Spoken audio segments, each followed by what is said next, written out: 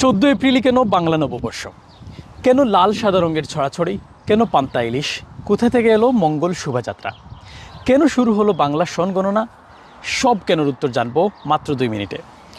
কৃষিভিত্তিক সমাজে আরবি তারিখ গণনার কারণে খাজনা আদায়ের জটিলতা দেখা দেয়, কারণ মৌসুম আর ফসল কাটার সময়ের হিসাব মিলত না।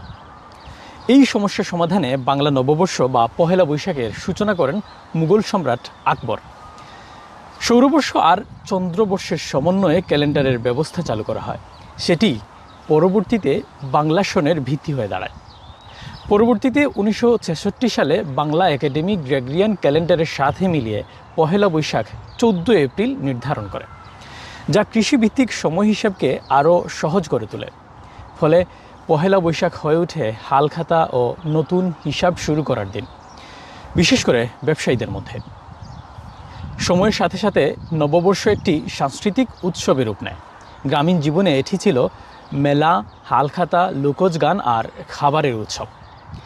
আধুনিক নগর সংস্কৃতিতে হালখাতার রঙের সাথে মিলিয়ে নববর্ষের প্রতীক হয়ে ওঠে লাল আর সাদা রঙের পোশাক, যেখানে লাল আনন্দ ও শক্তির আর সাদা শান্তি ও নির্মলতার প্রতীক হিসেবে ধরা হয়।